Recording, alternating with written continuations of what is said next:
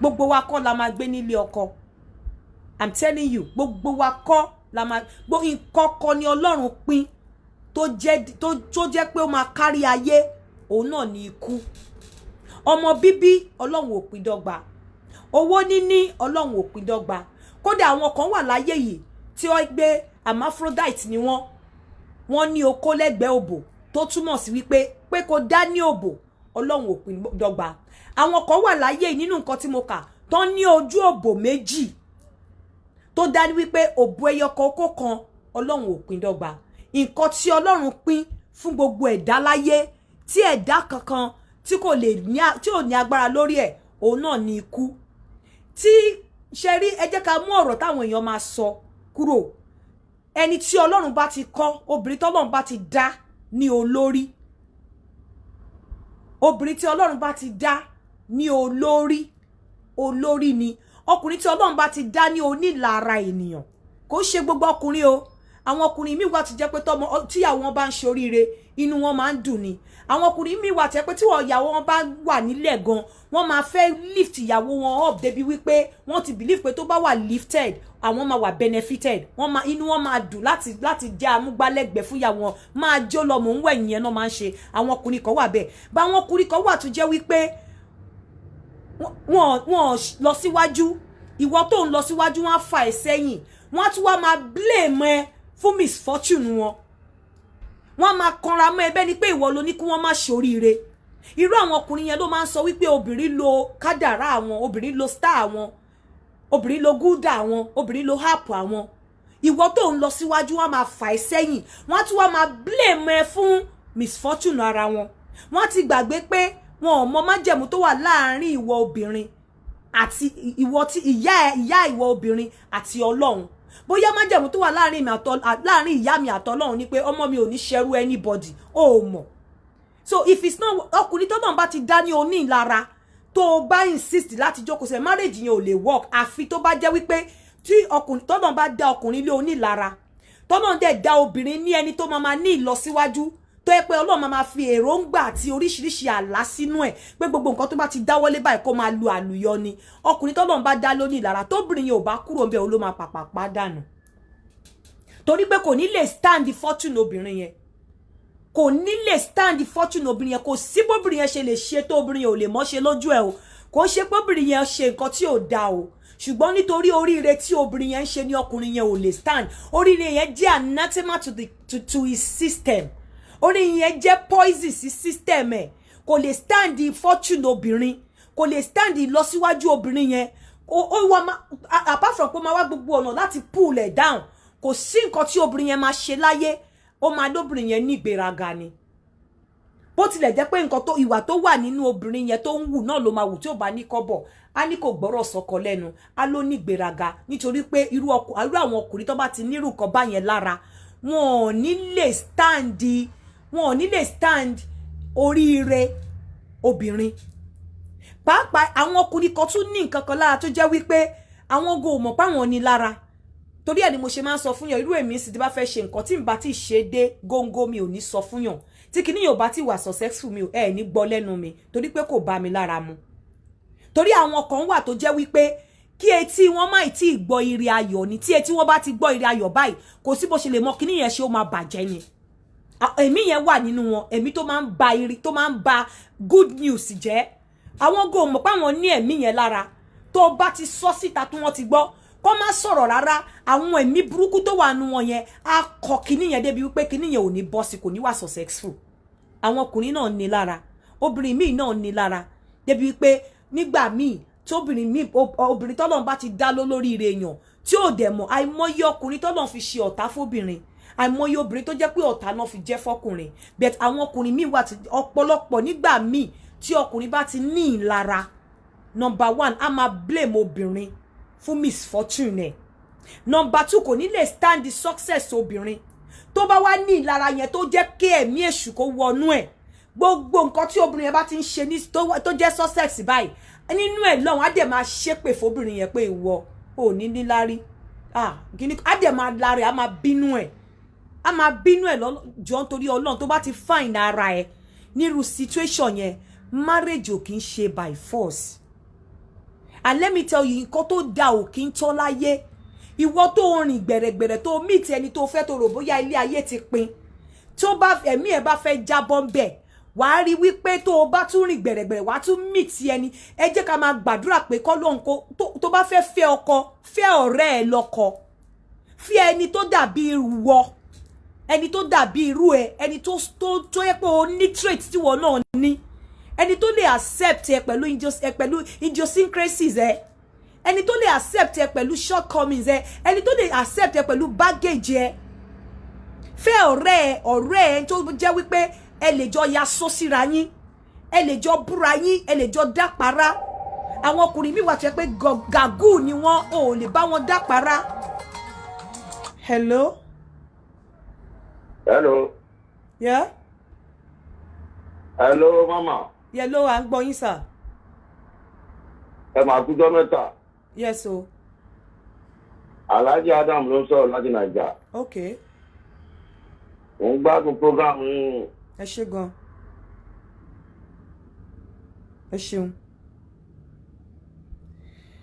Fẹ́ ọ̀rẹ́ ẹ lé ọkọ ẹni tó máa accept ẹ ẹni tó jẹ́ wípé dream ẹ̀yin méjèèjì á fẹ́ lè dọ́gba ẹni tó jẹ́ pé wàá wo background ẹ̀ wípé kò ń ṣòun ni ó dàbẹ̀ ni wípé olójú kan láàrin ọba afọ́jú nínú family wọn torí pé tó bá lọ fẹ́ olójú kan láàrin ọba afọ́jú nínú family wọn tí wọ́n bá fẹ́ gòkè wọ́n á gbógun tiẹ̀ wọ́n á ní kinní kan nǹkan kan especially wọ́n ti gbàgbé pé orí yàtọ̀ sórí kò ń ṣe gbogbo obìnrin ló máa jẹ́ obìnrin jókòó sí ìmú yìí wà nínú ilé ọkọ àwọn obìnrin mi wà tọ́nà ti ṣe wọ́n ní leader tó jẹ́ pé wọ́n wà nílé ọkọ gan leader náà máa jẹ́ bẹ́ẹ̀ àwọn ọ̀pọ̀lọpọ̀ ọkùnrin tó bá ti ní lára wọn ò fẹ́rù ẹ̀ irú nǹkan báyẹn máa ń la ẹ̀mí lọ ó máa ń la ikú lọ ẹ má jẹ́ kéèyàn kọ́kọ́ máa tọ̀ yín pé ilé ọkọ ni mo máa kú sí nǹkan tó da ò kí ń tán láyé nǹkan tó da ò kí ń tán láyé ẹ má jẹ́ kéèyàn kọ́kọ́ máa tọ̀ yín pé mo ti bímọ fún jókòó síbẹ̀ ó ti bímọ fún ẹ ò lè filẹ̀ àìmọye ọkùnrin mi tó jẹ́ pé nígbà tí ọkùnrin mi bá fẹ́ ìyàwó mi ní ọ̀nà ẹ máa là ìyàwó yẹn á dẹ̀ tún wá jẹ́ ẹni tó máa jẹ́ sábàbí ire fún àwọn tó ti fẹ́ síwájú obìnrin mi kò ṣe gbogbo wa ó lè jẹ́ ọmọ la jẹra wa a lè má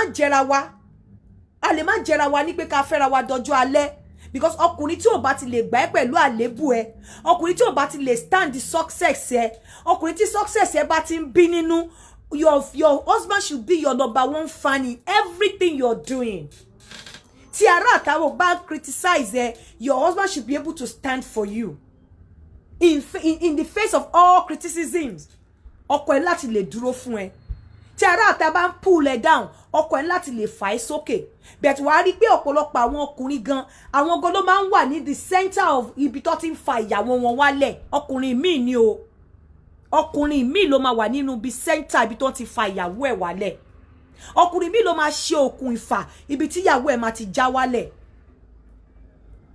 Marriage is not a do or die thing. You are supposed to be loved. You should be loved in marriage. You deserve to be happy. You deserve to be peaceful. Ọkùnrin mi ò ní tọ́jú obìnrin. Obìnrin yẹn ò ní mind. Kò dẹ̀ tún ní lọ́rọ̀ rẹ̀ lẹ́nu. Kò ní lọ́rọ̀ rẹ̀ lẹ́nu. Kò ní care bóyá obìnrin ṣe ń feel pẹ̀lú nǹkan tó ń ṣe. A máa live every day bẹ́ẹ̀ ni pé nǹkan tó normal lòun ṣe. You don't want that kind of a marriage. Marriage is not a do or die affair. It's not a do or die thing. Ẹ má para yín. Àìnígbàgbọ́, àìnímọ́nì la ṣe máa ń hold on to nǹkan báyẹn. Gbogbo nǹkan tá a bá ti hold on to tá a lè jùlẹ̀, a ti sọ di òrìṣà, a ti sọ di ẹni tá à ń bọ, a dẹ̀ ti dẹ́ṣẹ̀ lọ́wọ́ Ọlọ́run. Kò sí nǹkan tó yẹ kó wà lọ́wọ́ wa tá a ní lè jù sílẹ̀ freely.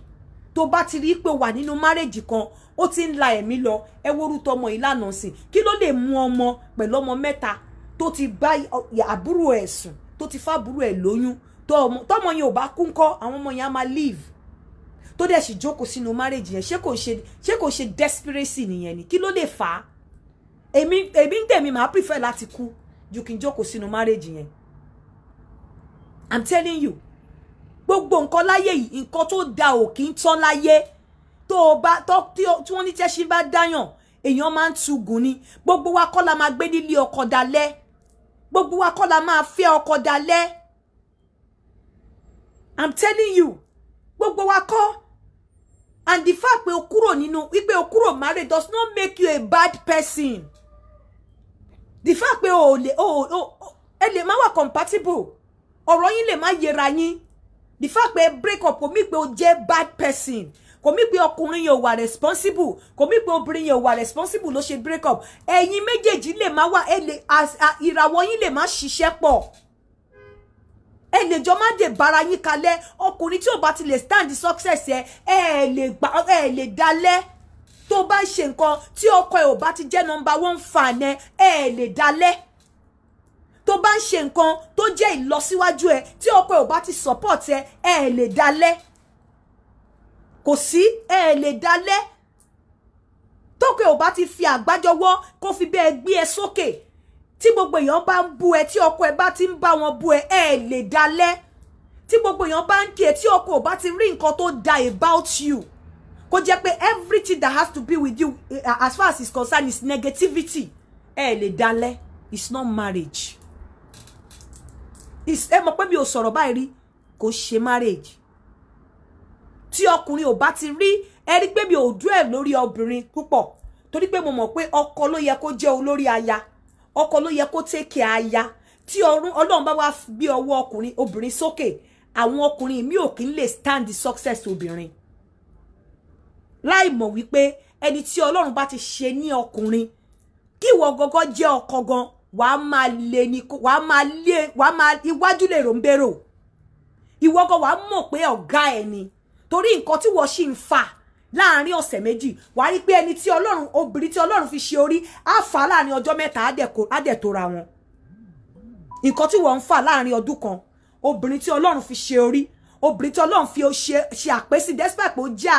ọ̀pọ̀lọpọ̀ obìnrin ló wà lábẹ́ ọkọ tó jẹ́ pé òun gan lọ̀gá kò ṣe pé bóyá ó hùwà ọ̀gá o kò ṣe pé bóyá good afternoon my sister kò ṣe pé bóyá obìnrin yẹn hùwà ọ̀gá o Ọlọ́run fi obìnrin yẹn ṣe ọ̀gá ó fi sípò ọ̀gá nínú ilé ọkùnrin yẹn bí ọkùnrin yẹn máa refuse láti accept reality kò ṣe pé obìnrin yẹn kò ṣe wípé obìnrin yẹn hùwà ọ̀gá o but Ọlọ́run fi ó ti ordain obìnrin yẹn as ọ̀gá kó wà ní àárín ọkùnrin kò sí bọ́kùnrin yẹn ṣe ní ìmọ́lẹ̀ ìràwẹ̀ á máa tàn ju tọkùnrin yẹn lọ wáì tó ṣe gbà orí yàtọ̀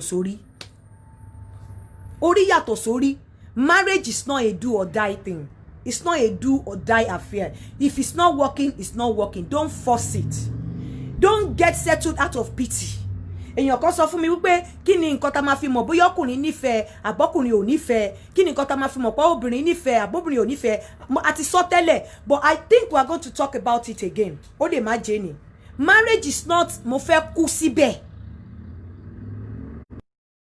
nǹkan tí Ọlọ́run gbé lé obìnrin lọ́wọ́ ó pọ̀ láyé yìí ju marriage lọ nǹkan tí Ọlọ́run gbé lé ọkùnrin mi lọ marriage lọ rántí wípé o ti ń lo ìrìn àjò ilé ayé ẹ̀ bọ̀ kẹ́ tó pàdé ara yín má wá jẹ́ kí ọkùnrin kan kó gba life out of you àbí kí obìnrin kan kó gba life out of you if it's not working it's not working don't force it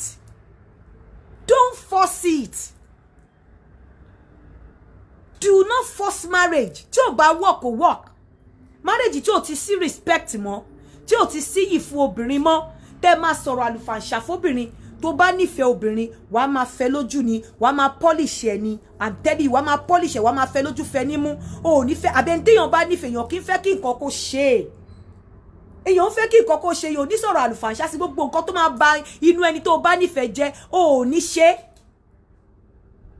marriage wo ló máa ló wà ọmọ yẹn sọ lánàá ó ní èèyàn kan sọ lánàá ó ló ń lu òun ó ṣe máa ló nífẹ̀ẹ́ obìnrin tó ń lu it's not working number one obìnrin tó bá nà unfortunately kò lè gbàgbé tó máa fi kú kò lè gbàgbé tọ́lọ́run bá padà gbé obìnrin yẹn lọ́wọ́ sókè ó sì máa fi oyin yẹn á sì fi gé ẹ jẹ èmi gẹ́gẹ́ bí ẹnìkan máa fi eyín yẹn padà gé ẹ jẹ.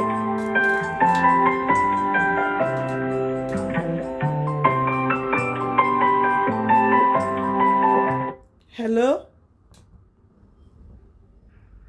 Bye. Hello, ẹ káàsán. Hello. hello yeah.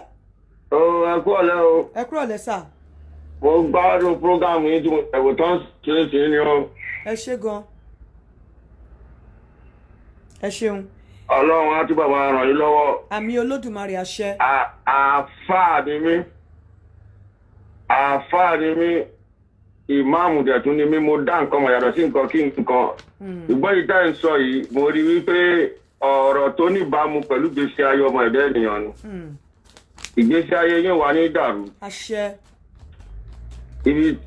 ibi tẹ léwédé tẹ légbòde ọlọ́run ní fọwọ́ bàjẹ́ kan. àṣẹ. èyí tí ó mi ní nǹkan ní ọlọ́run ní fọwọ́ bàjẹ́ kan. àṣẹ. ọ̀rọ̀ afáàná ọmọkánná àlìyá òkè òkè náà lọ́la yóò mọ̀ ọ́ lọ. àṣẹ. ẹ̀ ní wálé láéláé. àṣẹ. kọ́ fẹ́nu gbò kọ́ fẹ́nu pé kọ́ má fẹ́nu ṣe ayẹlẹ ọ̀rọ̀ tí yóò bá là kò ní yéèyàn. bá a ti wá ń gbádùn yín àwọn tó láyé fọ̀hún yín. àmì o àmì ọlọ́run bí lọ́dọ̀ ọlọ́run Al-Qur'ani Karim. wọ́n aláwọ̀ àgbàgbà Al-Qur'ani aláìdẹ́bàlẹ̀. lára àìsàn xaṣe àmútasọ́dí àmì khashyatillah. وتلك الأمثال نضربها للناس لعلهم يتفكرون سبحان ربك رب العزة عما يصفون والسلام على المرسلين والحمد لله رب العالمين. mo kàn ní ṣàdúrà fún yín ní àtúmọ̀ sọ̀rọ̀ létà. ẹ ṣeun God bless you. ẹ ṣeun. so bí mo ṣe ń sọ lọ please if it's not working it's not working. ó ní mo ṣe ń sọ kí kúkú fi gbogbo ẹnu sọ ọkùnrin tí ò bá ti dó ìyàwó ẹ̀ mọ́ nínú ilé kò sífẹ̀ẹ́ mọ́. obìnrin tí ò bá ti gbà kí ọkọ òun dóun mọ́ ẹ má manage ẹ̀ ìfẹ́ ò sí bẹ̀ mọ́ nítorí tí ìfẹ́ bá wà ń bẹ̀ tí ọkọkùnrin tó fi ọwọ́ kàn ẹ̀ wá ti da omi ra bó bá ti ẹ̀ rẹ́ gan tí ìfẹ́ bá wà ń bẹ̀ tí ọkùnrin bó bá kọlẹ̀kùn ẹ tó bá fẹ́ dó ẹ tó bá ráyè tó bá rẹ̀ ẹ wàá suggest pé ṣé o lè fi ẹnu bá fa okó ẹ̀ kí ara ẹ̀ wálẹ̀ o kò ní dájú pé kò ní o fẹ́ dóko tí ìfẹ́ bá wà ń bẹ̀ wàláì tí ò bá ti sífẹ́ ń bẹ̀ ló di wípé ọkùnrin á wù ẹ́ mọ́jú oṣù méjì ó lè má súnmọ́ ẹ obìnrin náà wù ẹ́ mọ́jú oṣù méjì ẹ lè má súnmọ́ ra yín ẹ̀ẹ́dẹ̀ ní kí ẹ kò sífẹ́ mọ́ èmi mo mọ nǹkan tí mò ń sọ mo lè má lè fi gbogbo ẹnu sọ̀rọ̀ bẹ̀ tí ìfẹ́ bá wà ń bẹ̀ gbogbo ìgbà tí ọkùnrin bá kọlẹ̀kùn ẹ wàá rẹ́dì láti do àánú ọkùnrin yẹn máa ṣí ẹ o ò ní lè sọ náà fún àánú ọkùnrin yẹn máa ṣí ẹ tí a tó bá rí okó ẹ tó le ọkùn ẹ ò ní lè kúrò ńbẹ̀ ọ̀ǹtì tí okó yẹn bá wálẹ̀ tí ìfẹ́ bá wà ńbẹ̀ tí ò bá sífẹ́ mọ́ bókó yẹn bá le gan tó bá sọ fún ẹ pé wo bókó mi ṣe lè wá ní kó lọ kíbò ògiri àbí kó lọ wàá tiẹ̀ tún suggest pé kó lọ domi sí wá ní kó lọ bu omi sí òṣè náà nìyẹn kò sífẹ́ mọ́ nìyẹn kí là ń bá ká kí là ń tọra wa fún kí là ń tọra wa tí ò bá ti sífẹ́ mọ́ kí là ń tọra wa fún kí là ń tọra wa fún tí ò bá ti sífẹ́ mọ́ kí là ń tọra wa fún kò sífẹ́ mọ́ òbò ẹ ò lè lé okó ọkọ ẹ mọ́ tí ò bá sífẹ́ tí ò bá sífẹ́ mọ́ wàá bọ́ra lẹ̀ níwájú ọkùnrin á bẹ̀rẹ̀ sí ní wù ẹ́ bí àbúrò àbí bí fámìlì ẹ̀ okó ẹ ò ní lè sí ẹ mọ́ bẹ́ẹ̀ ni mo sọ fún ẹ á bẹ̀rẹ̀ sí máa wù ẹ́ bíi pé ẹ ti di family ẹ ti di òun ni mo ṣe máa ń sọ pé kò sí nǹkan kan tó ń jẹ́ pé àti fẹ́ra wa for a very long time àti wá di ẹ̀gbọ́n àtàbúrò kò sí nǹkan tó jọ ẹ ń ṣe ẹ̀gbọ́n àtàbúrò ọkọ àtìyàwó nìyín ọkọ àtìyàwó nìyín ẹ kì í ṣe ẹ̀gbọ́n àtàbúrò tí ò bá ti sífẹ́ mọ́ ló di pé àti di family náà ẹ àlè máa dẹ́ra wa lójoojúmọ́ tí ìfẹ́ bá wà ń bẹ̀ wàláì wàá máa pe ọkọ ẹ tẹ́ ẹ bá jọ gbé gan wàá máa pe pé wá ó ti pẹ́ tí mo ti dóko mò ń bọ̀ wá dó ẹ tó bá sì nífẹ̀ẹ́ ọkùnrin yẹn I'm telling you tó bá sì nífẹ̀ẹ́ tó bá nífẹ̀ẹ́ obìnrin yẹn tó bá kọjá lẹ́gbẹ̀ẹ́ okó ẹ̀ láti lè wàá fọwọ́ gbá ìdí ẹ̀ wàá sọ díẹ̀ sókè wàá máa ṣọ wàá fọwọ́ gbá ojú wàá fọwọ́ gbá ibi aṣọ ẹ̀ níwájú wàá gbá mọ́ ojú òbò ẹ̀ ó mọ̀ pé ó fẹ́ dóun ni ìfẹ́ sì wà ń bẹ̀ nìyẹn ẹ jẹ́ ká lọ rí evaluate ara wa gbogbo ẹ̀yin tẹ́ bá ń tẹ̀lé Yinka TNT ẹ lọ rí evaluate ara yín ẹ lọ rí examine ara yín ẹ lọ wà sure pé partner tẹ́ wà pọ̀ bóyá ó ti ṣàwọn nǹkan kan fún yín tó ń bí yín nú tẹ́ ẹ lè forgive bóyá ó ti dá egbò àdá ìjìnà sínú yín tẹ́ ẹ ṣì nurse tó fi jẹ́ wípé torí mo ti ṣe gbogbo nǹkan tó yẹ èmi ò by now mo ò fẹ́ máa gbọ́ lẹ́nu obìnrin kan pé ara mi ò le sọ́kọ mi obìnrin tó bá ti sọ bẹ́ẹ̀ at this junction kò love ọkọ ẹ̀ mọ́. Ẹ má jà tanra wa, ẹ má jà máa gbé nítorí ọmọ. Èèyàn lè jẹ́ number 1 nílé ọkùnrin kan kó jẹ́ ìyá ló máa bá dé, ẹ̀gbin ló máa bá dé, àìní fọkànbalẹ̀ ló máa bá dé, àìní peace ló máa bá dé, ìlà ìlò ló máa bá dé. Ó dẹ̀ lè jẹ́ number 4 nílé ọkùnrin míì tó yẹ pé a tún máa tọrọ pé tóun bá tún ilé ayé wa irú ilé ọkùnrin yẹn lòun fẹ́ yà. Ọkùnrin ó lè fẹ́ kó jẹ́ ìwọ ni àkọ́fẹ́ ìyàwó ẹ lọ́dọ̀ ẹ̀ kó dẹ̀ ya wèrè gidi, kó má ní ìfọ̀kànbalẹ̀, kó má ní ayọ̀, kó jẹ́ pé nígbà míì wàá wora ẹ̀ báyìí, pé ìgbà tó bá ti wá realize ara ẹ̀ again, tó ti wá fúnra rẹ̀ re-examine ara ẹ̀, máa wò pé kí ló wá ẹ dé, kí ló sún ẹ dé ọ̀dọ̀ ọmọkùnrin, ìrìn gbèrègbèrè wo ló rìn débẹ̀, torí wàá wo súrà ìwà àti ẹ̀, wàá wo gbogbo ọjọ́ iwájú ìwà àti ẹ̀, wàá wo family background ìwà àti ẹ̀, wàá rí pé ẹ̀ fi ibi kọ́kọ́ súnmọ́ra yín, wàá rí pé ẹ̀ fi ibi kọ́kọ́ súnmọ́ra yín, kò síbi tẹ́ ti match rárá. Òun ló fi máa ń dàbí pé ẹ jẹ́ ká máa kọ́ àwọn ọmọ wa kó máa ní àròjinlẹ̀ kan tó choose partner, because nígbà míì ọ̀pọ̀lọpọ̀ àwọn obìnrin ló ti ṣìrìn, ló ti ṣìgbé, ló ti ṣẹ̀ṣẹ̀ gbé, tó pàpà wá ń regret later. Wọ́n wá máa wò pé ìwọ Ọlọ́run, kí ni mo rìn, báwo ni mo ṣe rìn pàdé ọmọkùnrin yìí. Ọkùnrin náà máa rò pé ìwọ Ọlọ́run, irú rìn wo ni mo rìn tí mo rìn pa, because wàá wò pé background yín, vision yín, ambition yín kò tiẹ̀ dọ́gba, kò da. Àìtètè rẹ ní bálà kò jẹ́ kí ọ̀nà ọ̀la kó yá. Ọ̀pọ̀lọpọ̀ obìnrin ló ti bá rẹ̀ nínú omi ayé bẹ́ẹ̀ yẹn, tó jẹ́ wípé àdágbé àdáfà á kọ̀ bá rẹ̀ lọ́wọ́ ọkùnrin kan, awádìpọ̀ ti bí kìíní ó bí kejì, òun nìkan ló máa dá ẹrù yẹn gbé. Ọ̀pọ̀lọpọ̀ ọkùnrin náà ló ti fẹ́ ìyàwó alágbèdá, ìyàwó tí ń gbẹrù lórí ọkùnrin tí ń gbẹrù lórí obìnrin. Wàá ti wọ́ tọ́ báyìí kó tó mọ̀ pé one chance ló wọ̀. Wàá bí kìíní wàá bí kejì, wọ́ ló máa dá tọ́. Ojú mẹ́rin ló ń bímọ, ìwọ ojú méjì péré ló máa tọ́.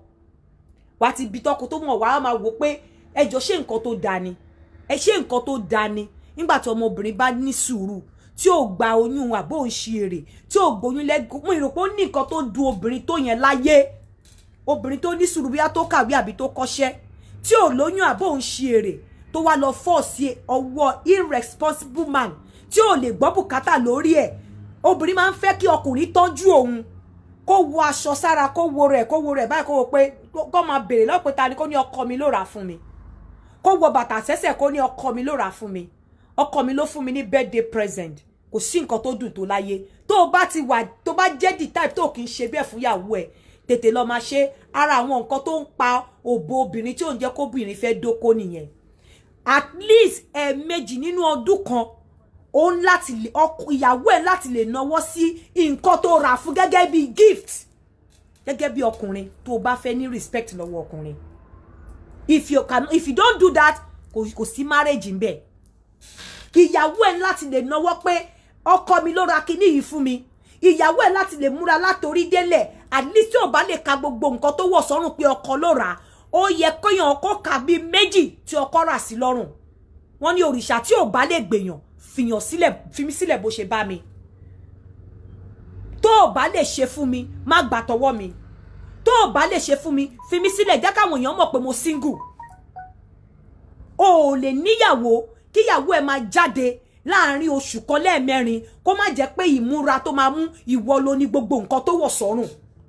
That is kò ṣe marriage. It's not marriage. Kí ló fẹ́ fi kọ́ pé o fi kẹ́yàwó. Nǹkan ẹlẹ́gẹ́ láti kẹ́ wọn ni. And láti kẹ́ wọn, ìwọ ọkùnrin, go and think about it. Especially ẹ̀yin tẹ́ wà lórí platform Yinka TNT. Mo fi ìyọ́nú Ọlọ́run ọba bẹ̀ yín. Ara àwọn nǹkan tó ń pa òbò àwọn ìyàwó yín, ṣé mo pé mi ò stand by rí ni wípé ṣèkẹ́ wọn, wọ́n máa ń kẹ́ obìnrin ni. Ṣèkẹ́ wọn, ó kéré jù láàrin oṣù kan bó jẹ́ pátá ni agbára ẹ gbé fún obìnrin ẹ rà fún. Tó bá ṣe fún, tí ojú bá jẹ tí ẹnu bá jẹ ojú àti. Hello? Àǹtí Yínká ẹ máa kó ètò. Yes ma. Ẹ máa ń bọ́ gidi, Ọlọ́run á jẹ́ kó gbọ́. Borí tẹ́ ń bọ́ mo kàn rẹ́rìn ni. ẹ bá wa sí là ń sọ̀rọ̀ wọn ò lè gbọ́ Nigerian man mọ́ wọn bó ṣe ń ṣe gbogbo orúkọ báyẹn ẹ máa bọ́ fún wọn ẹ máa sọ fún wọn létí rẹ tó náà fún ìyàwó àwọn girlfriend àti gift ọkùnrin bá fún obìnrin ní gift ibùdó tó bá ra pàǹtí £2 á jọ obìnrin lójú bọ́dẹ tó ń lọ sí ẹ̀. ẹ̀wù bẹ́ẹ̀ ṣe bọ́ ẹ máa bá wọn sọ wọn mọ̀ bó ṣe ń fóbìnrin ní gift. Nigerian men most of them they don't know how to do it. mo dẹ̀ ní kọ́lọ̀ ló ń gbẹnu yín sọ̀rọ̀ kẹfọ́bìnrin ní obìnrin tẹ̀ ń bá sùn kẹfà lè present ẹ̀ ní àmúra kínní fún ẹ kóbìnrin wo gbogbo wardrobe ẹ̀ kó ní ọkọ òun ló ra 30% of the aṣọ tó ń wọ̀ fóun or bàtà or anything but they will not do it. ẹ ṣe mà. ọjọ́ bá wa sọ ọlọ́wọ́ ajẹ́ kó gbọ́ lórúkọ Jésù. ó dàbọ̀. hello. hello Aunty Yinka TNT. Ma. Aunty mi fi ṣọ́ à ń gbádùn yín máa fi ṣe mà. Yes ma. Ọlọ́run á túbọ̀ máa gbọ́wọ́ yín sókè mà. Àmín àmín àmín. À ń gbádùn program yín mà. Ó dàbẹ̀ mà bẹ́ẹ̀ ṣe ń tọ́ wa sọ́nà. Ẹ ṣeun. Àwọn Congolese ni mo sọ fún yín. Kò sí nǹkan tí Congolese ò lè dà fún ìyàwó wọn. I used to have a landlord tó jẹ́ Congolese tó bá ra ẹrù dé báyìí. Èmi gan tí mo jẹ́ obìnrin tí mi ò kì í ṣe ìyàwó ẹ̀ tí mo jẹ́ tenant ẹ̀ tó bá ra àwọn nǹkan dé. Honey, you are a beautiful woman. You are a woman. I want to give you this. Take this. Take this. I will give this to my wife. You take this. Mi ò ń ṣe ìyàwó ẹ̀ o. Hello? Hello? Hello? Èmi tí mi ń ṣe ìyàwó ẹ̀. Honey, you are a beautiful woman. You are a nice woman, very nice woman. Take this. A ra nǹkan fún mi. A kó nǹkan fún mi kí n kó fáwọn ọmọ mi. A wá sọ fún mi pé this is for my wife. Ó mú ìyàwó ẹ̀ wá kí wa nílé. Kò sí nǹkan tí ò kí ń rà fún ìyàwó ẹ̀. Honey, she's my wife. She's a very good woman. She's the mother of my children. I need to take care of her. Congolese. Wọn ò dẹ̀ ní ra nǹkan gbẹ́gbẹ́ fún ìyàwó wọn. Ẹ lè máa rí Congolese kó máa wọ rag, kó máa wọ aṣọ òṣì. Bẹ̀tẹ̀ bá rí nǹkan tí wọ́n ń rà fún ìyàwó wọn. Hello? Hello? Hello? Hello ma. Yeah, mo ń gbọ́ yín. Hello, à ń gbọ́ yín. Hello, Sister Yinka. Yeah, à ń gbọ́ yín. Ẹ súnmọ́ kúrò bí Facebook, à ń gbọ́ yín. Now, o ṣe fúyàwó ẹ, mo fẹ́ béèrè lọ́wọ́ ẹ. Hello? Ẹjọ́ máa ṣáàtì ká gangan mo bá ń sọ̀rọ̀ mo fẹ́ confirm ṣé nọ́mbà yín gangan ni. Bẹ́ẹ̀ni. Okay ma. Ṣé ma. Ṣé ma ikú ṣé ma. Yes ma. Pẹ́ fún wa ma. Àmín. Ikú ṣá. O ṣe fúyàwó ẹ. O ṣe nǹkan kan fúyàwó ẹ. Tó bá walk out of her life, kí ló fẹ́ miss nípa ẹ? Now tell me, ìyàwó tó jẹ́ pé òun ló ń dá gbọ́ bùkátà àwọn ọmọ. Òun ló ń sí fún ara rẹ̀ ló ń raṣọ sáwọn ọmọ lọ́rùn. Òun ló ń raṣọ sára rẹ̀ lọ́rùn. Especially àwọn tó níyàwó labroad, bóyá tó níyàwó ní Nàìjíríà, tẹ́ pé ìyàwó ló struggle tó ṣe everything. Tó bá kúrò nínú life ìyàwó yẹn, now ask yourself kí ló fẹ́ fi miss ẹ? Kí ló fẹ́ fi miss ẹ? You are as good as dead. Nínú irú life ìyàwó bẹ́ẹ̀, kí ló fẹ́ fi miss ẹ? Bó ti jẹ́ wípé ó dá ọjọ́ kan sọ́tọ̀, mo mọ ẹnìkan ní ìlú yìí. May God bless him. May God bless him. Wherever he is, may God bless him. Wherever he is, wherever Olasheni is now, may God bless him. Wherever ti Olasheni wà, ẹni tí mo sọ fún yín, may God bless him. Hello? Hello, Aunty Yinka. Mo ń gbọ́ yín. Ẹ kú ètò máa wà sí Nàìjíríà láti ń pè mà. Yes ma. Ẹ kú iṣẹ́ mà. Yes ma. Nígbà fẹ́ bèrè ni àwọn ètò yẹn tí mò ń wò yẹn, ọkùnrin tó bá jẹ́ pé òun ń ṣètọ́jú ilé tó jẹ́ pé ó ń tọ́jú ìyàwó ẹ̀ ńkọ́, ṣùgbọ́n tí kò fi lọ́kàn balẹ̀ torí pé ó ní àwọn girlfriend. A ṣì ń bọ̀ lórí yẹn máa ṣe. A ṣì ń bọ̀ lórí yẹn. Hello? Hello? Hello? Hello? Yeah? Ṣé Sister Yinka mo bá sọ̀rọ̀? Bẹ́ẹ̀ni. Yinka TNT. Bẹ́ẹ̀ni.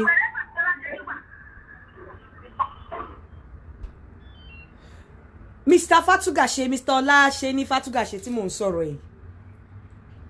nínú kò sí ẹ̀ at least every week tí mo mọ̀ mo rí pé ó make sure pé àwọn ọmọ ẹ̀ ó ní iye tó fún wọn tó dẹ̀ mọ̀ pé àwọn ọmọ yẹn kò ń ṣe pé tọ́jú wọn á sì ṣe ẹ̀tọ́ ẹ̀ ó lè kéré nígbà míì tèmi àti ẹ bá sọ máa ní kọ́kọ́ ò lè ṣe yín máa nítorí pé ẹ̀ ń tọ́jú ọmọ máa ní àwọn nǹkan tí Ọlọ́run sọ wípé ká máa ṣe mo ní ẹ̀ ń ṣe ẹ̀ ń tọ́jú ọmọ ẹ̀ ń tọ́jú àwọn òbí yín ẹ̀ ń tọ́jú obìnrin yín mo ní ẹ̀ ń kọ́kọ́ ò lè ṣe yín ẹ wá sọ fún mi bí irú obìnrin ọkùnrin yẹn bí ò ṣe ní ṣàdúrà fún tó o bá ṣe fún ìyàwó ẹ̀ àdúrà ló gbà bó o bá dẹ̀ ṣe fún tó o ṣe fún wàá gbàdúrà ọmọ tó ṣe ìyá ẹ̀ àtọmọ tó ṣe dáadáa sí ìyá ẹ̀ wọ́n á ní ọmọ àṣerú ẹ̀ fún ẹ ọmọ tí ò ṣe dáadáa sí ìyá ẹ̀ náà wọ́n á ní ọmọ àṣerú ẹ̀ fún ẹ ṣùgbọ́n ìwọ ló máa mọ ibi tí kinní yẹn máa ṣe ìwọ ló máa mọ nǹkan tó máa ṣe sí ẹ lára tó o bá ṣe fún ìyá ọmọ àṣerú ẹ̀ fún ẹ náà ni hello ọmọ àṣerú ẹ̀ fún ẹ ni bó o bá ṣe fún obìnrin ẹ wàá ní Ọlọ́run á dáa fún ẹ o Ọlọ́run á san fún ẹ o bó o bá dẹ̀ ṣe fún obìnrin ẹ náà Ọlọ́run á dáa fún ẹ Ọlọ́run á san fún ẹ it doesn't cost you anything even tó bá ní girlfriend níta ọkùnrin tó bá wise tó bá lọ́pọlọ tó bá gbọ̀ngàn tó bá ní girlfriend níta gan ló yẹ kó máa ṣe fún ìyàwó lẹ́jù sódà kò tiẹ̀ ní fọkàn sí kò tiẹ̀ ní ṣọ́ ẹ wàá pàṣẹ fújà lọ wàá mú tiẹ̀ kúrò sódà tá lè jẹ́ kó ráyè ṣe tiẹ̀ kò wá ṣe pé bóyá kó wá ṣe tó bá ń ṣe fún ìyàwó lé tó bá ń ṣe ní tó dẹ̀ ń ṣe àgbèrè níta òun tọ́jú ìyàwó lé má wá tì torí pé òun tọ́jú ẹ̀ kó wá fi pé ọmọ ti fún lẹ̀dọ̀ ọmọ aṣọ ló atajọ òṣòro ọmọ ti fún ní wípé o ṣáà ti ń tọ́jú ẹ̀ o wá fẹ́ máa fìtínà tì èmi ò ní kọ́kùnrin má ní girlfriend I'm not going to say that mi ní sọ pé kọ́kùnrin má ní girlfriend but má ti torí wípé òun tọ́jú ìyàwó lé ṣó mọ̀ pé o lè máa fúnyàn lóúnjẹ kó tún mẹ́gbàá dání oníkéèyàn wá gbóúnjẹ dẹ̀ mẹ́gbàá dání báwo ló ṣe fẹ́ wá gba oúnjẹ àbí o fúnyàn lóúnjẹ o tún fún ní pọ́ọ̀jì o fún ní nǹkan tó máa fi pọ́ọ̀jì ṣé ó fẹ́ sanra oúnjẹ yóò ní ṣàǹfààní lára ẹ̀ náà kí dẹ̀ ní pọ́ọ̀jì tó lè fóbìnrin òun ní pé tó bá yan àlè níta kó wá máa rọ̀ ọ̀bẹ̀ kó sóbìnrin kò jẹ́ kó mọ̀ wọ́n á ti ṣe kíní yẹn rí bọ́kùnrin ṣe lè yàn àlè láì jẹ́ pé tilé mọ̀ number 1 tó bá ń yàlè tó bá jẹ́ kí ìyàwó ilé mọ̀ wọ́ gọ́gọ́ fúnra rẹ̀ ò ní fún rẹ̀ lọ́kàn balẹ̀ èyí tó wà ń ta gan ò ní fi lọ́kàn balẹ̀ ìwọ gọ́gọ́ fúnra rẹ̀ ò save ìyàwó ilé ẹ̀ náà kò save so òun wá ń tọ́jú ìyàwó ilé ẹ̀ kò wá mí wípé ó wá lọ ní girlfriend níta ó wá ń rọ̀ ọ̀bẹ̀ kò sí ìtọ́jú yẹn ò lè yọ toró máa gbé sọ́kọ̀ especially tó bá jẹ́ni tó nífẹ̀ẹ́ the best thing mi ò ní kóbìnrin ọkùnrin máa ń yàn lè I will never say that torí mo mọ̀ pé kò sí bẹ́ẹ̀ ṣe lè ṣe wọ́n á ṣe hello. Hello àti TNT. Sir.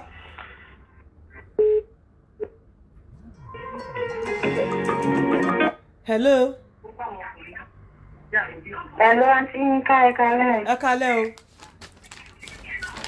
Àmọ́ ń wo program yín sìn ni. Ẹ fẹ́ sọ̀rọ̀ nípa ọ̀rọ̀ àwọn olóyún okó dídó nínú oyún tẹ́lẹ̀ ẹ̀ẹ́dẹ̀ tún sọ mọ́ tẹ̀fi divert sórí ọ̀rọ̀ Adéọlá. Ẹ máa sọ. Pẹ́sítọ̀ tán bí ilé ẹjọ́ ó wà important o. Wọ́n àwa ta fẹ́ gbọ́ àwọn olóyún ta ti wà bí a ti kóra wa jọ. Okay. Hello. Hello, yeah. Àǹtí Yinka ló ń sọ̀rọ̀. Àǹtí Yinka ló ń sọ̀rọ̀.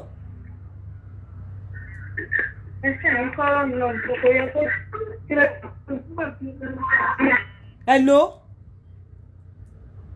Tó bá ṣe ń sọ lọ tó bá ń tọ́jú ìyàwó ẹ̀ má tún fi ẹgba kó máa fúnyàn lóúnjẹ kó tún fi ẹgba tì í débi wípé wàá máa bà nínú jẹ́ a máa rí nǹkan tí ò yẹ kó rí ní kó má ní girlfriend but don't be so stupid láti rub ẹ̀ sí ojú ìyàwó ẹ̀ tó bá mọ̀ pé ò fẹ́ mọ́ sọ fún pé kó máa lọ nítorí tí ọkùnrin bá ti bẹ̀rẹ̀ sí ní effrontery láti máa fi àlè wọn ìyàwó lé ó ti sọ fún ìyàwó lé yẹn pé òun ò ṣe mọ́ kò sì fẹ́ mọ́ nìyẹn tó bá sì ń ṣe ó yẹ kí bẹ̀rù díẹ̀díẹ̀ ṣì máa wà ń bẹ̀ jẹ́ kó máa rò lọ́kàn ẹ̀ bọ̀ má jẹ́ kó tẹnu ẹ̀ jáde sí i. Hello. Hello, sir. Àǹtí TNT. Sir. Ẹ káàsán. Ẹ káàsán. Ẹ kọ́lẹ̀. Yeah. Mo ń pè láti Nàìjíríà yìí. Okay.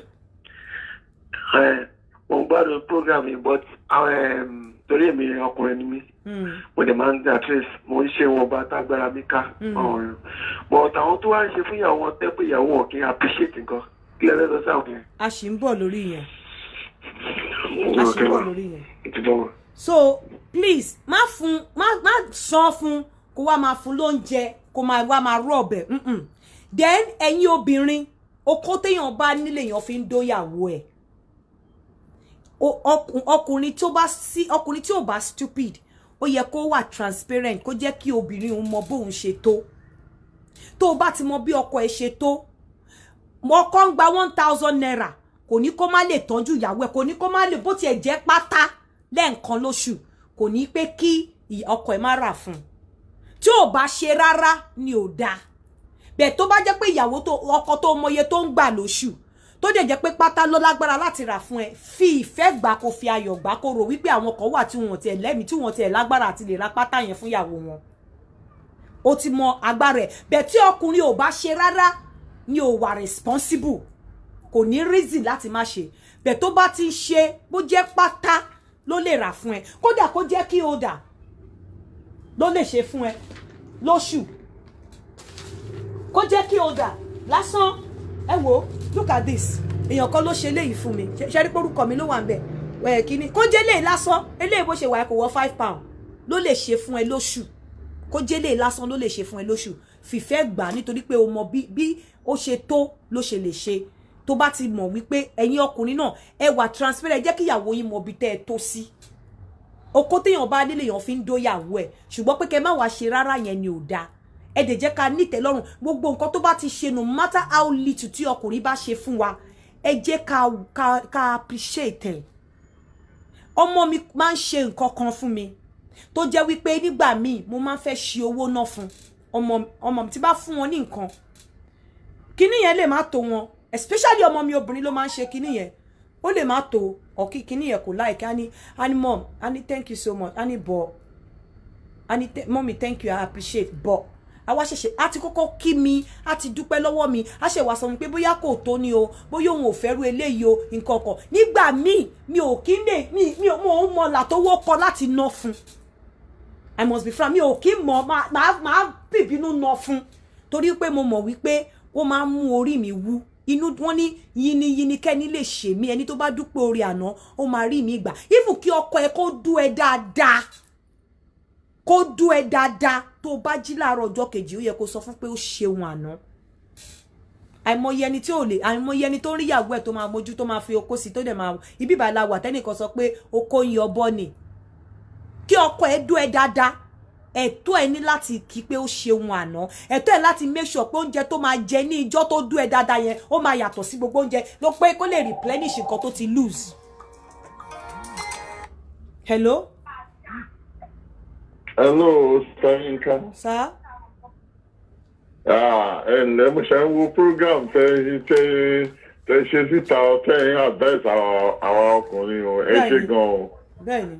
Mo request ẹ̀ ń ṣe lọ́wọ́ ni mo fẹ́ contribute. Mo ṣe ń ṣe lọ́wọ́ ni o. À ń ṣe lọ́wọ́, you can contribute. Bẹ́ẹ̀ni. Stanka, àwọn obìnrin kan wà tó jẹ́ ìyàwó wa tọkùnrin bá sọ pé òun fi torí tọrùn ṣe fún àwọn wọn ṣe ìgbà yẹn náà ṣe máa ní àwọn ọ̀rẹ́ wọn ti rójú wọn ṣe máa wá ìrójú kiri àwọn ọ̀rẹ́ yẹn á ṣe ẹ̀rọ tí wọ́n máa kọ́ wọn ní nǹkan tí ò sí lọ́kàn wọn tẹ́lẹ̀ àwọn á fẹ́ dàbẹ́ ní pé ó ṣì wọ́n lọ́nà. Okay sir àgùntàn àwọn Yorùbá máa sọ pé àgùntàn tó bá gbárìn á jẹ̀gbẹ́ èyí tó bá fẹ́ jẹ̀gbẹ́ ni mo fẹ́ kó mọ̀ wípé any position you find yourself àwọn kan wà níta tó fẹ́ replace ẹ nínú position yẹn no matter how bad you may think that position is there are people out there tí wọ́n sí ní position yẹn tí wọ́n ready pé kó ṣídìí kó replace ẹ any position bó bá ṣe lè rò bóyá ó bad tó I'm telling you bó bá ṣe lè feel pé bóyá ó bad tó people are there that want to replace you immediately pé o yes ẹ lásán wọn ready láti replace ẹ so ìwọ tó wà in the attitude láti máa sọ̀rọ̀ ẹ fún ọ̀rẹ́ and number one ọ̀rẹ́ tí ò bá ti wà ní the same level pẹ̀lú ẹ àbí a bit kó wà higher than you a bit she should not ọ̀rẹ́ yẹn ò gbọ́dọ̀ jẹ́ ọ̀rẹ́ ẹ as you pick your partner, pick your friend. Friend tó bá ti rí wípé relate, wà ní the same category. Relate ní almost the same level. Àbí bóyá kò tiẹ̀ tún wà high jù ẹ́ lọ débi pé o máa kọ́ nǹkan, máa kẹ́kọ̀ọ́ lára ẹ̀. Should not be your friend. Because envy ma setting. Kò lè nífẹ̀ẹ́ dénú. Ìwọ jẹ́ manager. Ó wá nípo lọ bá, especially obìnrin sóbìnrin a máa ń jowú ara wa. Ó jẹ́ bank manager. Ó wá lọ ń bá alágbàfọ̀. Ó fi bá ṣọ̀rẹ́. Envy ma setting. Ó wà nílé ọkọ inú ẹ̀ ń dùn. Ó wá ń bá ẹni tí ò ṣe pé kíní. Tó yẹ pé ọkọ ẹ̀ máa ń fojoojúmọ́ lù ni. Inú ẹ̀ ò lè dùn. Something happened to me. Daughter mi mo mọ̀ pé gbogbo yín lẹ máa ti rí kíní tó pè ní speak out. Tí ọmọ mi win ẹ̀ fún bọ́rọ̀ mi nígbà kan. Nígbà tí mo máa sọ fún èèyàn kan mo ní má dìídì fi kíní wọn èèyàn báyìí o. Mo ní tó bá rí fúnra rẹ̀ jẹ́ kó rí. Nítorí pé ẹni tí ò bá nírú ẹni ó yẹ kó mọ iye ẹni bọ̀ nígbà míì ẹlòmíì ò fẹ́ envy bọ̀ ẹran ara máa ń lu ọ̀pọ̀lọpọ̀ èèyàn. So tó bá máa ní ọ̀rẹ́ wo level tó wà kó wo the kind of ọ̀rẹ́ tó fẹ́ mingle pẹ̀lú. Ọ̀rẹ́ tí ò bá tẹ́ bá ti wà ní the same, almost the same level àbí kó wà a bit higher than you shouldn't be your friend. Tó bá ṣọ́ra ẹ̀ wá para ẹ̀. I'm telling you, because lè relate, lè reason the same. IQ ẹ̀yin méjèèjì ò lè dọ́gba. Lè live the same way. Tó bá dẹ̀ sọ̀rọ̀ láti correct wọn wá lọ onígbéraga, ibi tí ọ̀tá ti máa bẹ̀rẹ̀ nìyẹn. I'm telling you, ibi tí ọ̀tá ti máa bẹ̀rẹ̀ nìyẹn. So tó bá ti fẹ́ ní ọ̀rẹ́, make sure pé o ní ọ̀rẹ́ tẹ́jọ wà almost the same level. So mọ àwọn tó máa sọ̀rọ̀ ẹ fún. Tó bá ti wá rí ojú tó ń wá ìrojú kiri. Tó jẹ́ kán fúnra rẹ̀ tì ẹ́ kúrò níbi ibi ayọ̀ ẹ kẹ́lòmíì gbapò ẹ ṣe good luck to you. Good luck to you.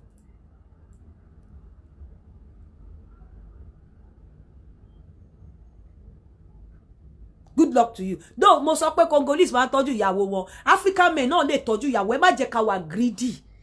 Kò sí iye tó ń ta pátá ní shop. Kò sí iye tó ń ta bra. Ẹlòmíì ọkùnrin mi ò mọ size ìyàwó ẹ̀, size bra ìyàwó ẹ̀, size pátá ìyàwó ẹ̀ wọn ò mọ̀. Gbogbo orú nǹkan báyẹn ẹ mọ̀. Ó máa ń build ìfẹ́. Ó máa ń jẹ́ kéèyàn wà sexy. Ẹ mọ̀ gbogbo orú nǹkan báyẹn, mọ̀ size pátá ìyàwó yín, ẹ mọ̀ size bra ìyàwó yín. Bó jẹ́ yẹn nìkan lẹ máa ní every month mo fẹ́ máa ra pátá fún ìyàwó mi àbí mo fẹ́ máa ra bra fún ìyàwó mi. Ẹ cultivate habit yẹn. Ẹ jẹ́ kí ìyàwó yín ṣí wardrobe ẹ̀ kó lè ka 1 2 3 things tẹ́ ṣe fún. Ẹ má jẹ́ kó dàbẹ́ ni wípé tẹ́ bá wọ́ kiri ò nínú ìyàwó yá máa ní pé gbà tẹ́ ẹ̀ lọ ńkọ́ kí lẹ ṣe. A máa wò pé kí lẹ ṣe, kí ni mú dà yín dàǹgbà tẹ́ wà ń bẹ̀. Ẹ máa lọ ó bẹ́ ta wọn. A wá máa wò yí bí liability pé òrìṣà yín ò gbé òun. Ẹ fòun lẹ̀bẹ̀ ṣe bá òun. Ẹ má jẹ́ kó rí bẹ́ẹ̀. Ẹ ṣe. Ẹ jẹ́ ká sọ̀rọ̀ lórí gbogbo àwọn aláboyún. Gbogbo ẹ̀yin aláboyún tẹ́ sọ pé ṣé èèyàn máa ń dóko nínú oyún. Mo fẹ́ fi yé yín ó dàbí ìgbà téèyàn wà ní menopause lásìkò téèyàn bá wà nínú oyún léèyàn máa ń dóko jù. And kí ni oko dídó máa ń ṣe tẹ́ bá ti wà ní 4 months láti ẹ kò lè fi bí first 2 months ilẹ̀ kẹ́ má dóko 3 months ẹ lè dóko. Tẹ́ bá ti wà ní 4 months ìwé sọ pé kẹ́ má jẹ́ kí àwọn ọkọ yín máa sùn lé yín lórí tẹ́ bá wà nínú oyún mọ́. Ẹ máa dóra yín látẹ̀yìn ìfẹ́ ẹ̀kọ́ tẹ́lẹ̀ láti hit òbò obìnrin dáadáa láti jẹ́ kí obìnrin gbádùn oko láfta tó bá ti touch ẹ̀ doggy style ló dùn jù. Tó máa fi sí látẹ̀yìn straight lọ síbi ìdọ̀ ẹ̀ ni. So fún olóyún ẹ máa ṣe doggy style dáadáa. And kí ni oko dídó máa ń ṣe fún olóyún? Ó máa ń aid blood circulation. Ó máa jẹ́ kí blood yín kó circulate dáadáa because kò kí ń ṣẹ̀yìn nìkan. Nísìn ẹ ti dàbàrà méjì so ó máa jẹ́ kí blood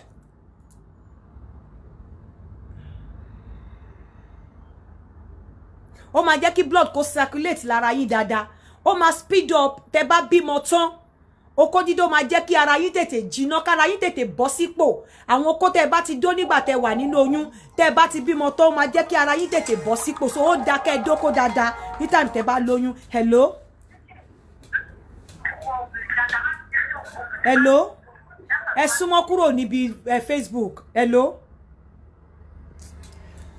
So last tẹ́ bá ti bímọ tán, oko tẹ́ ti dó sẹ́yìn, á jẹ́ kí ara yín kó tètè bọ́ sí ipò. Then oko dídó nígbà míì tí ọmọ bá ti overstay bóyá wọ́n ti fún ẹ ní date tó yẹ kó bímọ ò tètè bímọ okó dídó máa ń serve as ó máa ń induce ọmọ ó máa ń jẹ́ kó ọmọ tètè jáde tẹ́ bá ti tó time tó yẹ kó bímọ tí ò tètè bímọ táwọn ẹlòmíì máa ní wọ́n mu castor ẹ̀ kí wọ́n ṣe kíní kan okó dídó máa ń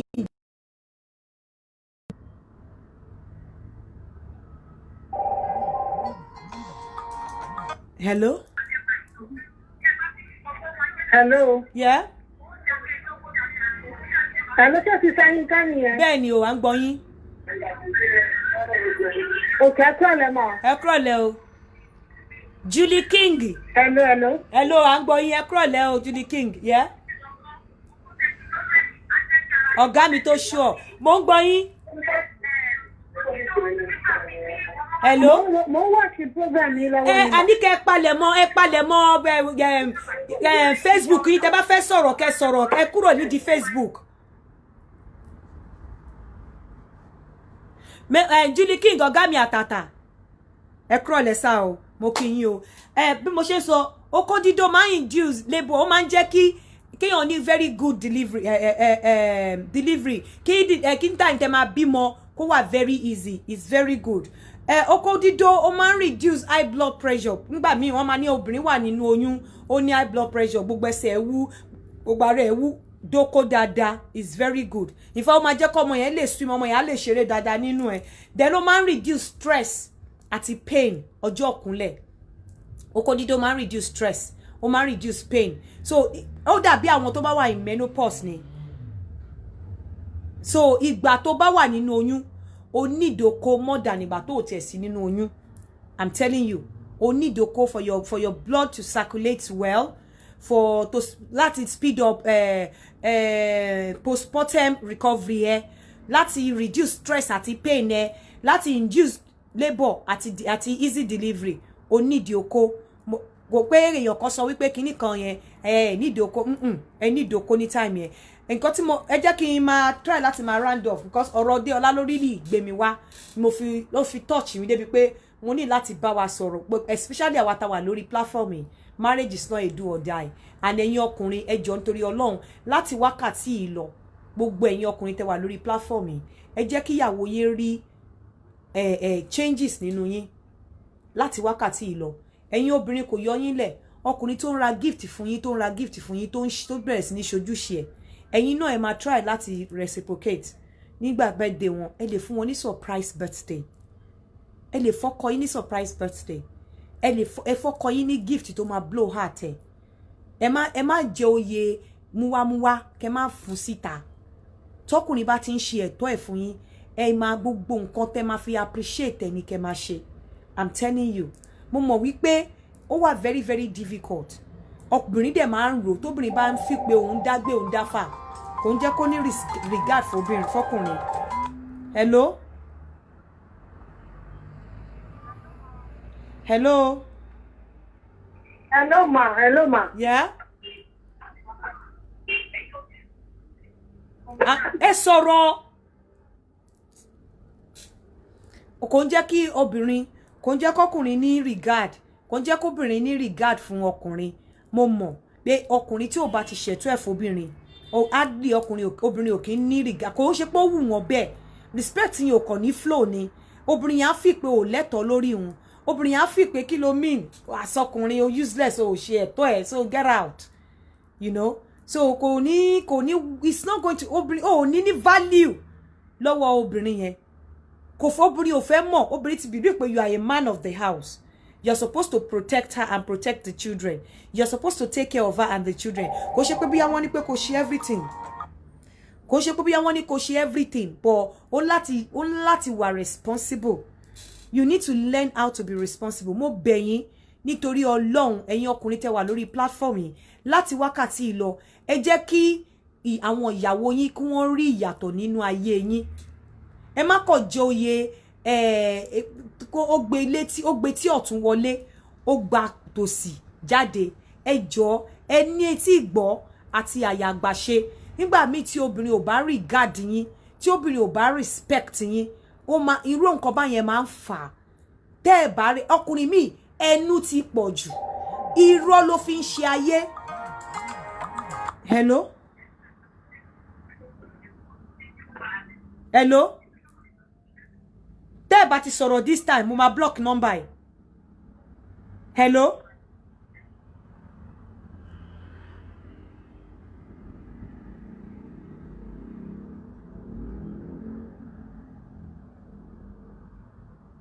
Sorry, I'm just going to block this number.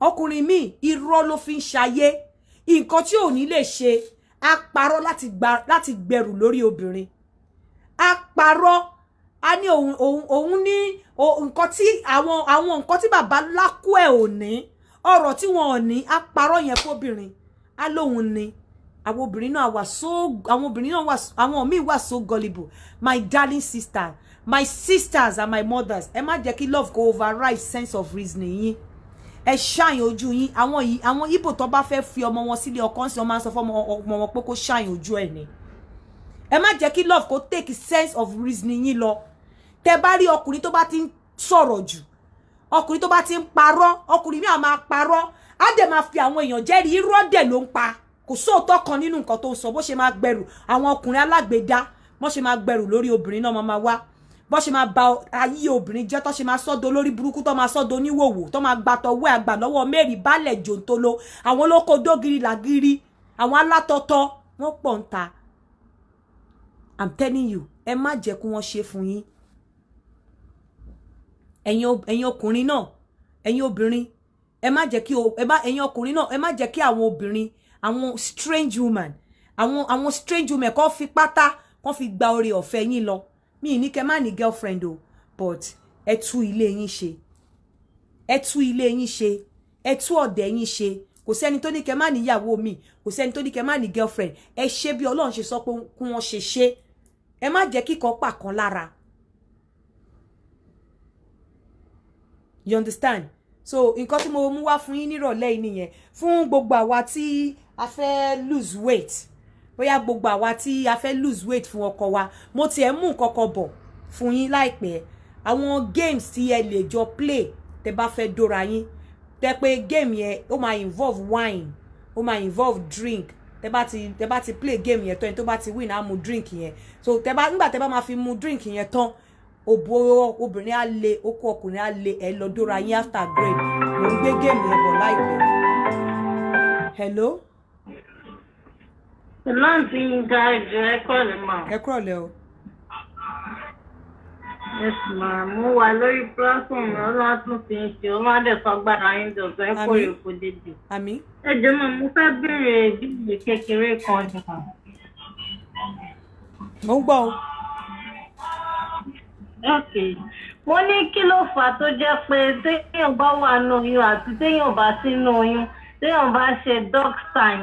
Tí ọkùnrin yẹn ò bá wá tètè dà ó wá tó wákàtí bíi wákàtí kan kó tó dà kó wá di àárọ̀ ọjọ́ kejì tí àwọn gbogbo ara máa dùn yàn pípéyàn lọ ṣiṣẹ́ kí ló fà. ẹ̀yin náà lọ máa ṣe exercise tẹ́ bá lọ ń ṣe exercise ẹ rí nǹkan kan tí mo ṣe lénìí tí ọkùnrin bá ń doyin látẹ̀yìn tẹ́yìn náà bá ń fi ìdí àbí òbò pàdé lẹ́yìn ara ò ní dùn yín bẹ́ẹ̀ ọ̀pọ̀lọpọ̀ ìgbà tó bá ń dó obìnrin as doggy style wọ́n kàn máa jọra lẹ̀ ní wọ́n máa dómi nìṣó ni wọ́n kàn kọ́wọ́ sílẹ̀ ẹ̀ tí ẹ̀ ní move ẹ̀yin náà láti máa move ẹ máa ṣe exercise nǹkan tó ṣẹlẹ̀ ní wípé ó dàbí ìgbà tẹ́ bá ṣẹ̀ṣẹ̀ bẹ̀rẹ̀ exercise ṣe mọ̀ pa kọ́kọ́ dùn yín lára so doggy style yẹn ara yín ò tí get used to it so ó strange lára yín lára ṣe ń dùn yín kò sí nǹkan tó ṣe yín but ẹ ní láti lọ máa ṣe exercise débi wípé tí wọ́n bá ń do yín níwájú gan ẹ rí pé ẹ̀yin fúnra yín sìn you were able to count the time you were able to take note of the time torí wípé gbádùn ẹ̀ tẹ́ bá ń gbádùn ẹ̀ gan ní lè mọ̀ wípé 1 hour lọ́kọ yín lò láti come ní mọ̀ torí bó ṣe ń fún yín lẹ́yìn ẹ̀yin náà máa gbé sí níwájú tiẹ̀ ní mọ̀ títí 2 hours máa fi kọjá gan nígbà tí ibi tẹ́ bá ti ń ké yàláwù yàlá sẹ̀ ibi tẹ́ ti ń wo time sí mo mọ̀ pé scream tiẹ̀ lè máa enjoy ẹ̀ gan ṣe yé torí pé kò dùn mọ́ yín tó bá dùn mọ́ yín ní mọ̀ pé time ti lọ.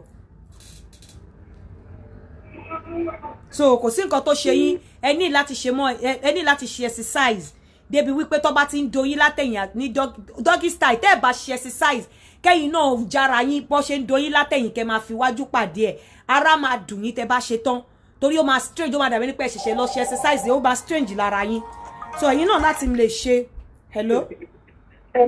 Hello àti Yinka. Ma. Ẹ jọ̀ọ́ méjì tó pè wọlé ẹ jẹ́ kó bá wa pè ní gbogbo ìgbà bó ti rẹ́rìn yóò níbi iṣẹ́ ṣé ni mo dà wọlé tó ti ń bèrè question wípé tó bá dùn òun tí mo fara máa ń ròyìn látẹ̀yìn òun náà ń jẹ́ kó tó jù oníkàrà máa lù ẹ́. irú ọkọ tí ẹ dùn mọ́ no sister mi kò dùn mọ́ nǹkan tó fi lè mọ̀ wípé ọkùnrin yẹn lo 1 hour tó tí bó ṣe ń do màámi bó ṣe ń do látẹ̀yìn tóun náà bá ń fún ọkùnrin yẹn padà níwájú kò ní mọ̀ pé ó lo 1 hour kò ní lè rántí time tó lò. ó sùn sílẹ̀ ni kó máa pè wá ní ẹ̀dọ̀ bìṣọ̀ báyìí mo ti rẹ́rìn nígbà tẹ́jọ́ ṣiṣẹ́ tí mo mú kí ló ń ṣẹlẹ̀ ṣé ni mo dà ó lórí iṣẹ́ ẹ̀wọ̀n pẹ́sẹ̀ tó ń béèrè. ó sùn lẹ̀ ni ó sùn lẹ̀ ni ó láti help ọkùnrin ó sùn lẹ̀ ni màámi tọkùnrin bá ń dó wa lọ́wọ́ á ń láti help ọkùnrin àwọn náà strength wọn náà ń lò ó àwọn náà ń lo skill wọn á ń láti help wọn tó bá ń dú ẹ mo sọ fún yín tẹ́ bá ń ṣe 69 ẹrí style tí mo ṣe níwájú tó bá ń ṣe 69 níwájú ẹ ó máa fi iwájú pàdé ni tó bá ń dú ẹ látẹ̀yìn ó máa fi ìdí ẹ pàdé okó ni tó bá sùn sílẹ̀ ara máa dùn ẹ tó bá dú ẹ tán ó dàbẹ̀ tó kọ́kọ́ lọ ṣe exercise for the first time ó máa strange lára ẹ̀ ó máa strange lára rẹ̀ máa dùn bẹ́ẹ̀ tó bá ti nísìn fúnra yín ẹ lọ máa ṣe exercise fúnra yín tí ọkùnrin bá ti ń do yín you have to help a man ẹ má kọ̀ sùn sílẹ̀ tẹ́ bá ti sùn sílẹ̀ tí irú yín bá ti dóko tán ẹ máa feel pain ní gbogbo ara yín ni but tí ẹ bá bí ọkùnrin bá ń do yín tẹ́yin náà ń fún ọkùnrin yẹn padà tẹ́jọ́ ń dóra yín padà bóyá ń gbà míì tó fẹ́ do yín látòkè tẹ́ ní kó sùn ẹ̀yin fẹ́ do látòkè ìgbà tẹ́ bá máa ṣe tán tẹ́ ní mọ̀ pé time ti lọ bẹ́ẹ̀ obìnrin tí wọ́n bá ń dó tó bá rántí pé wọ́n ti lo 1 hour lórí mi wọ́n ti lo 20 minutes lórí mi kò gbádùn okó yẹn ò wọra fún kò gbádùn ẹ̀ but tí tó bá gbádùn okó gidi ẹ máa dóra yín 1 hour gan ò ní mọ̀ pé ti lo 1 hour ìwọ gan wàá dà ààrẹ àtún dìde padà torí òun gbádùn okó yẹn nítorí ẹ tó bá ti ń dú ẹ látẹ̀yìn mo mọ̀ pa máa kúnlẹ̀ ni a máa yọ̀dí sẹ́yìn má kàn yọ̀dí sẹ́yìn lásán bó bá ṣe ń gbé wá máa fi ìdí pàdé níwájú kó máa fi okó tí ẹ lé ẹ tẹ́yìn kí wọn náà dẹ̀ máa fi ìdí pàdé wájú tó bá dú ẹ láti wájú máa fi ìdí pàdé tó bá wà lókè máa fi ìdí pàdé tó bá ìgbà míì ọkùnrin máa fẹ́ fèsì ọ̀hún àti á fèsì wájú ẹsẹ̀ á wà níbi orí ẹ ẹsẹ̀ ọkùnrin á wà níbi orí ẹ ibi déédéé bí okó ọkùnrin á ṣe déédéé òbò ẹ ìyẹn ò ní kó má move ìyẹn ò ní kó má move sókè láti fi ìsàlẹ̀ pàdé okó lókè bẹ́ẹ̀ tó bá ti sùn bọ̀rọ̀ gidi sílẹ̀ tó tiẹ̀ ṣe anything tọkùnrin bá dún ẹ lẹ́yìn lọ́wọ́ iwájú gan ìṣètì tó lè gbé ìtọ́ ẹ méjèèjì kó fi cross ẹ̀ mọ́ ara ẹ̀ ẹsẹ̀ méjèèjì kó fi cross body ẹ̀ mọ́ ara ẹ̀ báyìí bó bá dẹ̀ ṣe ń jákè lókè kí wọn náà máa fi sí láti sàlẹ̀ ó dẹ̀ lè gbé ẹsẹ̀ méjèèjì kó fi síbi orí bíbà yìí ẹ̀ tẹ́ bá fẹ́ ṣe mommy and daddy style tẹ́ pé wàá lift ìdí ẹ̀ up gbogbo ìdí ẹ̀ máa wà lifted up báyìí ó máa curve báyìí ẹsẹ̀ méjèèjì máa wà ní shoulder ọkùnrin yẹn gbogbo ìdí ẹ̀ máa lọ báyìí so tó bá ṣe tó hàn lè ṣe tọ́kọ lára ń dùn ẹ̀ bẹ́ẹ̀ tó bá ti ń dùn ẹ̀ tó kàn ṣe gẹ̀gẹ̀dẹ̀ sílẹ̀ ara máa dùn ẹ̀ tó bá ṣe tán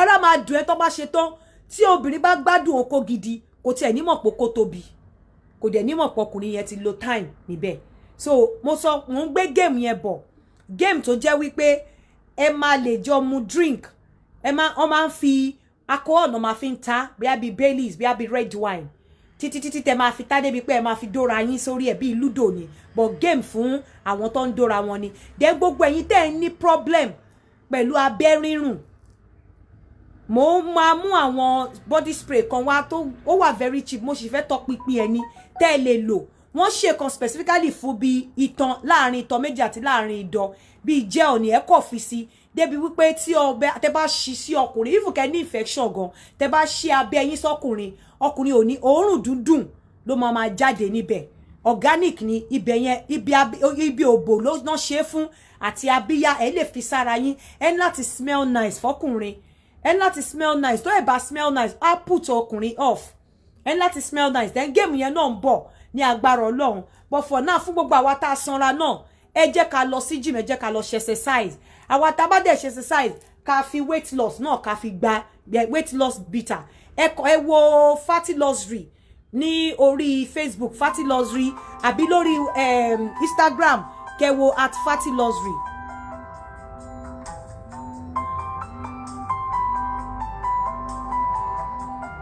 Hello.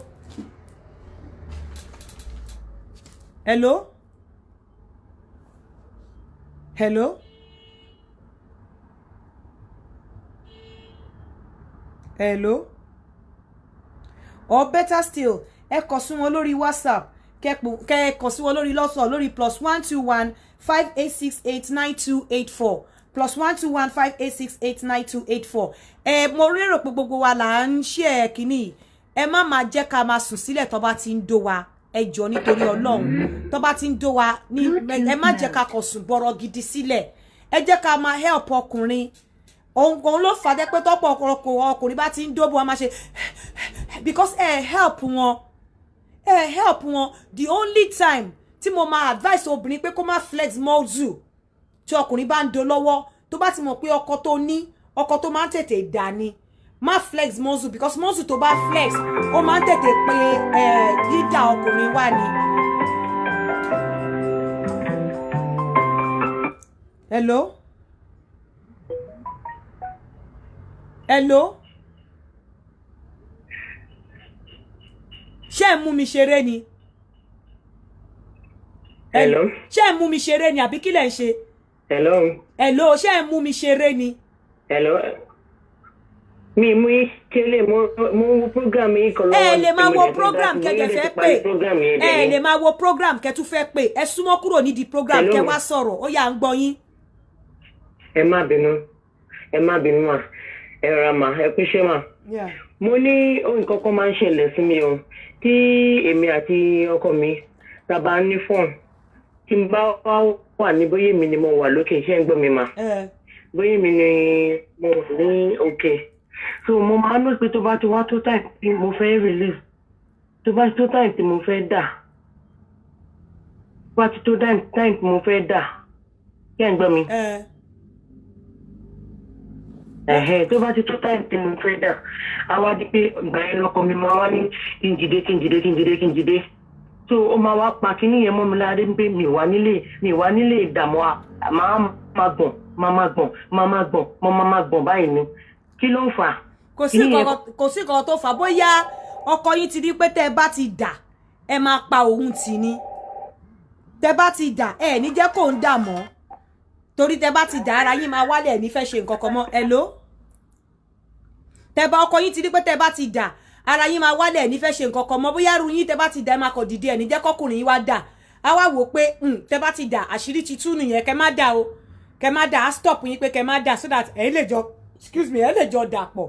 Bẹ́ẹ̀ nítorí ẹ ló ṣe dàbẹ́ ni pé tí obìnrin bá dà gan ó láti lè train ara ẹ láti mọ bó ṣe lè handle lóko láti ní control over body ẹ àti over oko débi pé tó bá dà wàá sì lè train ara ẹ láti jẹ́ kí ọkọ ẹ dà wàá sì fi ara ẹ sílẹ̀ nígbà míì gan obìnrin tó bá mọ oko dá tó bá mọ handle lóko dáadáa tó bá rí pé o ti fẹ́ dà ọkùnrin ò tí ì dà má jẹ́ kó mọ̀ pé o fẹ́ dà ó lè dà kó má mọ̀ náà ó lè dà kó má mọ̀ obìnrin lè dà kọkùnrin má mọ̀ wàá dẹ̀ pa mọ́ra wàá dẹ̀ máa ṣe lọ ìwọ ti dà ó ti wà satisfy but nítorí pé o fẹ́ fi ọkùnrin sílẹ̀ pé kò filẹ̀ bẹ́ẹ̀ yẹn kó má dà wàá pa bó ṣe dà yẹn o ti gbádùn ara ẹ ti wálẹ̀ but wàá sì máa pretend bẹ́ẹ̀ ni wípé o sì wà yín nínú kinní yẹn so that ọkùnrin náà á lè dà but ọkùnrin tó bá ti rí wípé tó bá ti dà ó ti tán o máa fòun sílẹ̀ nìyẹn tó bá ti rí pé torí tó bá ti fẹ́ rí pé o ti fẹ́ dà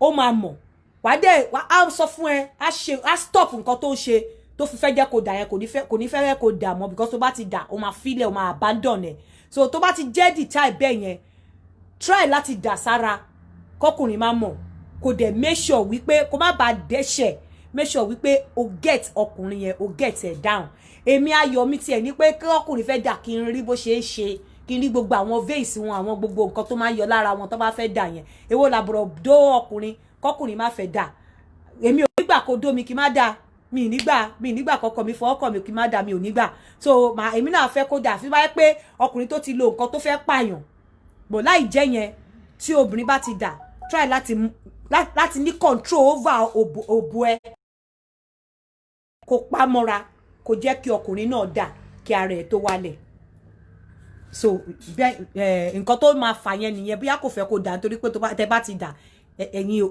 ràn mọ́ weight loss rèé fún gbogbo àwa tá bá fẹ́ lose weight gbogbo àwa tá ní aṣọ tó ta aṣọ tá wà sílé rẹ̀ mi sí mo tẹ̀ láwọn aṣọ kan tẹ́ pé mo láti lose lọ sí size 10 mo fẹ́ lose weight mi sí size 10 from size 12 so àwọn aṣọ tí a lè wọ̀ bóyá a lè wọ̀ àwọn sizes kan nítorí weight wa please this is weight loss ẹ kàn sí wọn lórí Fatty Luxury ní orí Facebook àbí lórí Instagram at Fatty Luxury and ẹ kàn sí wọn lórí WhatsApp +121 586 89284 +121 586 89284 ẹ bá wọn sọ̀rọ̀ ẹ mọ̀ wọ́n fún yín ní ẹ̀kúnrẹ́rẹ́ àlàyé ẹ mo lérò pé àti ọ̀pọ̀lọpọ̀ questions ni mo ti down lẹ́ni mo dẹ̀ ti sọ̀rọ̀ nípa àwọn olóyún tí bá tún máa wá a sọ̀rọ̀ lórí báwo ló ṣe máa mọ̀ tí ọkùnrin bá fẹ́ fẹ́ báwo ló ṣe máa mọ̀ tí obìnrin bá fẹ́ fẹ́ àti sorry but I think the way it is now I'm gonna go back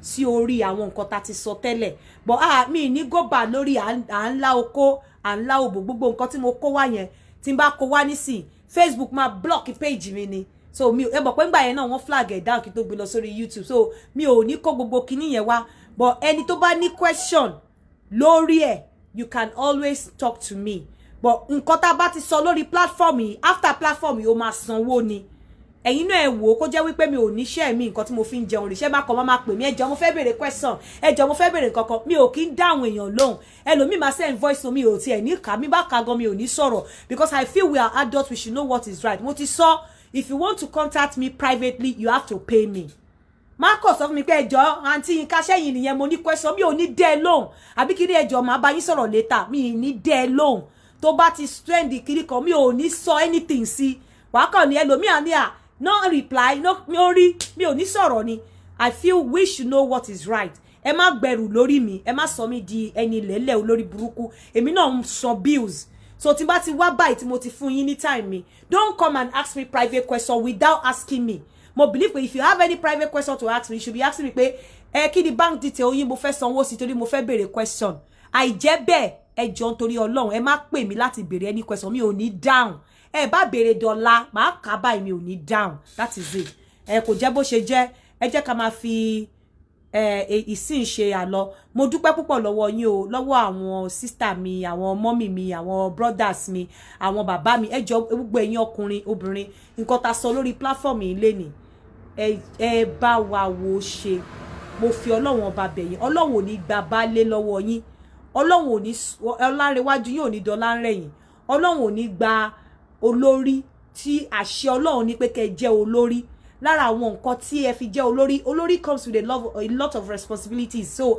Ọlọ́run ò wá ní gba olórí yẹn lọ́wọ́ yín lágbára Ọlọ́run ẹni wájú yín ò ní dẹ ẹni ẹ̀yìn ọ̀pá bìtì yín tó ti ń ré síwájú kò ní ré sẹ́yìn ẹ tọ́jú àwọn obìnrin yín ẹ cultivate habit pé ẹ ń ra gift fún wọn once a month ní agbára Ọlọ́run ibi tẹ́ bá ti mú owó yẹn ẹlẹ́dàá àwọn abiyamọ ẹlẹ́dàá obìnrin a máa fi púpọ̀ rọ́pò ẹ kí àwọn obìnrin yín ọ̀pọ̀lọpọ̀ yín lẹ bímọ obìnrin ẹ̀yin ẹ má jẹ èso nípa ìwà tẹ́ bá ń wò fún ìyàwó yín ẹ má lọ jẹ èso àbí ọsàn kí eyín wá máa kan àwọn ọmọ yín obìnrin lọ́jọ́ iwájú ẹ jọ̀ọ́ nítorí Ọlọ́run mo fi yọ́nú Ọlọ́run ọba bẹ̀yìn Ọlọ́run á wà pẹ̀lú gbogbo wa o ire o ó dàárọ̀.